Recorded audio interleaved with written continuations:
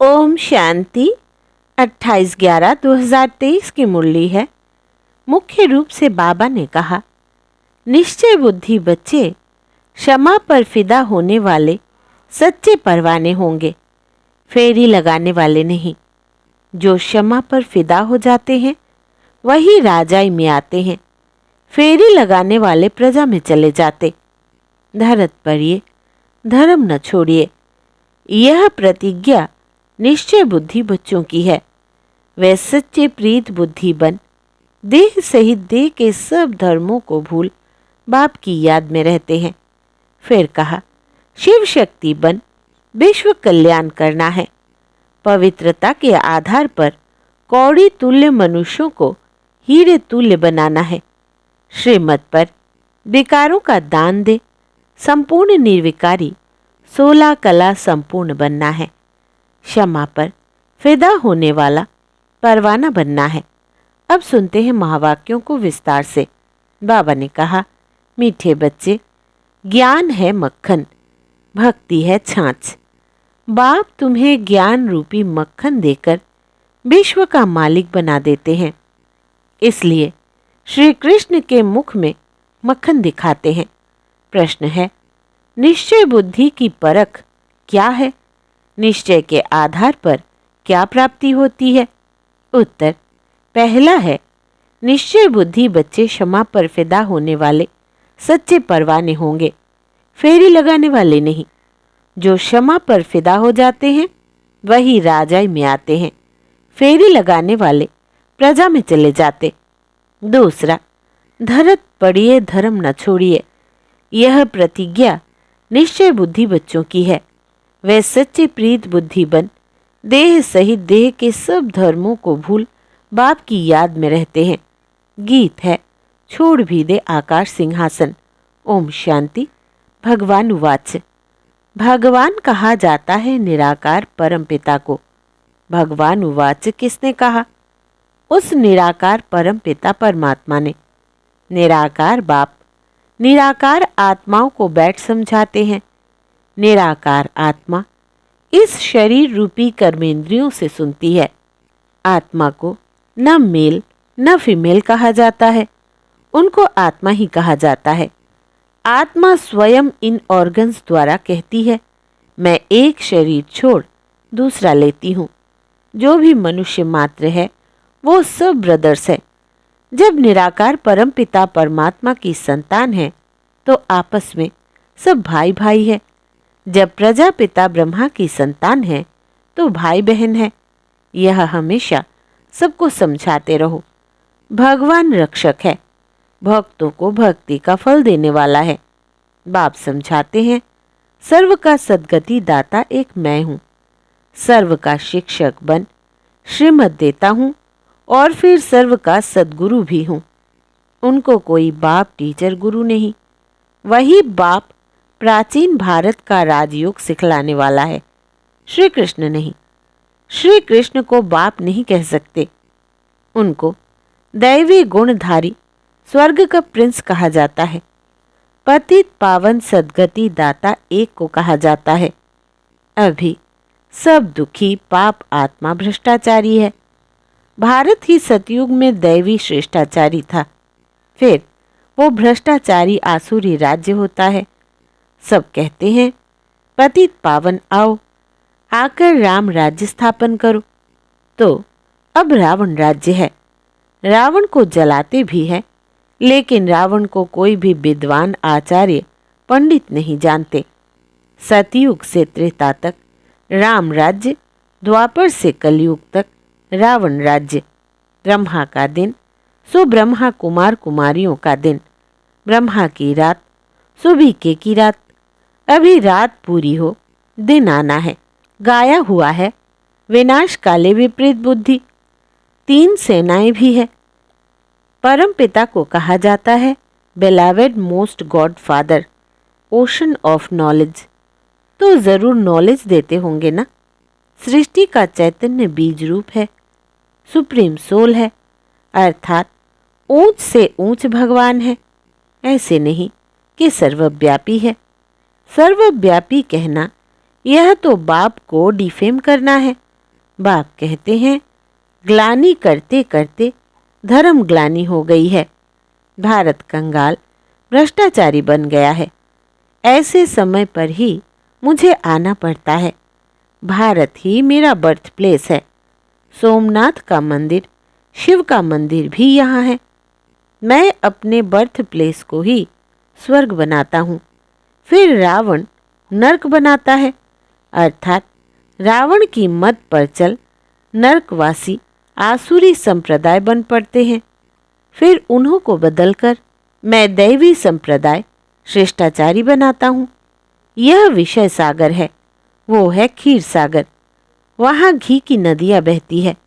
सतयुग त्रेता में भारत सदा सुखी सॉल्वेंट था। हीरे जवाहरों के महल थे। अभी तो भारत 100% इंसॉल्वेंट है। मैं ही आकर 100% सॉल्वेंट शिष्टाचारी बनाता हूँ। अब तो ऐसे भ्रष्टाचारी बन गए हैं जो अपने दैवी धर्म को भूल गए हैं।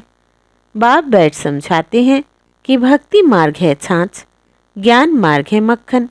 श्री कृष्ण के मुख में मक्खन दिखलाते हैं। यानी विश्व का राज्य था। लक्ष्मी नारायण विश्व के मालिक थे। बाप ही आकर बेहद का वर्षा देते हैं, अर्थात विश्व का मालिक बनाते हैं। कहते हैं, मैं विश्व का मालिक नहीं बनता हूँ। अगर मालिक बनूं तो फिर माया से हार भी खानी पड़े। माया से हार तुम खाते हो, फिर जीत भी तुमको पानी है। यह 5 विकारों में फंसे हुए हैं। अभी मैं तुमको मंदिर में रहने लायक बनाता हूँ। सतयुग बड़ा मंदिर है, उसको शिवालय कहा जाता है, शिव का स्थापन किया हुआ। कलयुग को वैशालय कहा जाता है, सब विकारी है। अब बाप कहते हैं, देह के धर्म छोड़ अपने को आत्मा समझ मुझ बाप को याद करो। तुम बच्चों की अब बाप से प्रीत है। तुम और कोई को याद नहीं करते हो। तुम हो विनाशकाले प्रीत बुद्धि। तुम जानते हो कि श्री श्री 108 परमपिता परमात्मा को ही कहा जाता है। 108 की माला फेरते हैं। ऊपर में है शिव बाबा, फिर मात पिता ब्रह्मा सरस्वती, फिर उनके बच्चे जो भारत को पावन बनाते हैं। रुद्राक्ष की माला गाई हुई है, उसको रुद्र यज्ञ भी कहा जाता है। कितना बड़ा राजस्व अश्वमेध अविनाशी ज्ञान यज्ञ है। कितने वर्ष से चला आता है। जो भी अनेक धर्म आदि है, सब इस यज्ञ में खत्म हो जाने वाले हैं। तब यह यज्ञ पूरा होगा। यह है अविनाशी बाबा का अविनाशी यज्ञ। सब सामग्री इसमें स्वाहा हो जाती है। पूछते हैं, विनाश कब होगा? अरे, जो स्थापना करते हैं उनको ही फिर पालना करनी होती है। यह है शिव बाबा का रथ। शिव बाबा इसमें रथी है। बाकी कोई घोड़े गाड़ी आदि नहीं है। वो तो भक्ति मार्ग की सामग्री बैठ बनाई है। बाबा कहते हैं, मैं इस प्रकृति का आधार लेता हूँ। बाप समझाते हैं, पहले अव्यभिचारी भक्ति है, फिर कलयुग अंत में पूरी व्यभिचारी बन जाती है। फिर बाप आकर भारत को मक्खन देते हैं। तुम विश्व के मालिक बनने लिए पढ़ रहे हो। बाप आकर मक्खन खिलाते हैं। रावण राज्य में छाछ शुरू हो जाती है। यह सब समझने की बातें हैं। नए बच्चे तो इन बातों को समझ ना सके। परम पिता परमात्मा को ही ज्ञान का सागर कहा जाता है। बाप कहते हैं, मैं इस भक्ति मार्ग से किसी को भी नहीं मिलता हूँ। मैं जब आता हूँ तभी आकर भक्तों को भक्ति का फल देता हूँ। मैं लिबरेटर बनता हूँ। दुख से छुड़ाकर सबको शांति धाम सुख धाम ले जाता हूँ। निश्चय बुद्धि विजयंती, संशय बुद्धि विनाशंती। बाप क्षमा है। उस पर परवाने कोई तो एकदम फिदा हो जाते हैं, कोई फेरी पहनकर चले जाते हैं। समझते कुछ नहीं है। फिदा होने वाले बच्चे जानते हैं, बरोबर बेहद के बाप से हमको बेहद का वर्षा मिलता है। जो सिर्फ फेरी पहनकर चले जाते हैं, वो तो फिर प्रजा में ही नंबरवार आ जाएंगे। जो फिदा होते हैं वो वर्षा लेते हैं, नंबरवार पुरुषार्थ अनुसार। पुरुषार्थ से ही प्रारब्ध मिलती है। ज्ञान का सागर एक ही बाप है, फिर ज्ञान प्राय लोप हो जाता है। तुम सद्गति को पा लेते हो। सतयुग त्रेता में कोई गुरु गोसाई आदि नहीं होते। अभी सब उस बाप को याद करते हैं, क्योंकि वो है ओशन ऑफ नॉलेज। सबकी सद्गति कर देते हैं। फिर हाहाकार बंद हो जय जयकार हो जाती है। तुम सृष्टि के आदि मध्य अंत को जानते हो। तुम अब त्रिकालदर्शी त्रिनेत्री बने हो। तुमको रचता और रचना के आदि मध्य अंत की सारी नॉलेज मिल रही है। यह कोई दंत कथा नहीं है। गीता है भगवान की गाई हुई, परंतु श्री कृष्ण का नाम डाल खंडन कर दिया है। तुम बच्चों को अब सबका कल्याण करना है। तुम हो शिव शक्ति सेना। वंदे मातरम गाया हुआ है। वंदना पवित्र की ही की जाती है। कन्या पवित्र है तो सब उनकी वंदना करते हैं। ससुर घर गई और विकारी बनी तो सबको माथा टेकती रहती है। सारा मदार पवित्रता पर है। भारत पवित्र गृहस्थ धर्म था, अभी अपवित्र गृहस्थ धर्म है। दुख ही दुख है। सतयुग में ऐसे नहीं होता। बाप बच्चों के लिए तीरी अर्थात हथेली पर बहिष्ठ ले आते हैं। गृहस्थ व्यवहार में रहते बाप से जीवन मुक्ति का वर्षा ले सकते हो। घर बार छोड़ने की कोई बात नहीं। सन्यासियों का निवृत्ति मार्ग अलग है। अब बाप से प्रतिज्ञा करते हैं, बाबा हम पवित्र दुनिया के मालिक जरूर बनेंगे। फिर धरत पड़िए धर्म न छोड़िए। 5 विकारों का दान दो तो माया का ग्रहण छूटे। तब 16 कला संपूर्ण बनेंगे। सतयुग में है 16 कला संपूर्ण निर्विकारी। अब श्रीमत पर चलकर फिर से ऐसा बनना है। भगवान है ही गरीब निवाज। साहूकार इस ज्ञान को उठा नहीं सकते, क्योंकि वो तो समझते हैं हमको धन आदि बहुत है। हम तो स्वर्ग में बैठे हैं, इसलिए अबलाएं अहिल्याएं ही ज्ञान लेती है। भारत तो गरीब है। उनमें भी जो गरीब साधारण है, उन्हों को ही बाप आकर बनाते हैं। उन्हों की ही तकदीर में है। सुदामा का मिसाल गाया हुआ है ना। साहूकारों को समझने की फुर्सत नहीं। राजेंद्र प्रसाद अर्थात भारत के प्रथम राष्ट्रपति के पास बच्चियां जाती थी। कहती थी, बेहद के बाप को जानो तो तुम हीरे तुल्य बन जाएंगे। 7 रोज का कोर्स करो। कहता था, हाँ बात तो बहुत अच्छी है, रिटायर होने के बाद कोर्स उठाऊंगा। रिटायर हुआ तो बोले बीमार हूँ। बड़े बड़े आदमियों को फुर्सत नहीं है। पहले जब 7 रोज का कोर्स पूरा करे तब नारायणी नशा चढ़े। ऐसे थोड़े ही रंग चढ़ेगा। 7 रोज के बाद पता चलता है यह लायक है व नहीं है। लायक होगा तो फिर पढ़ने के लिए पुरुषार्थ में लग जाएगा।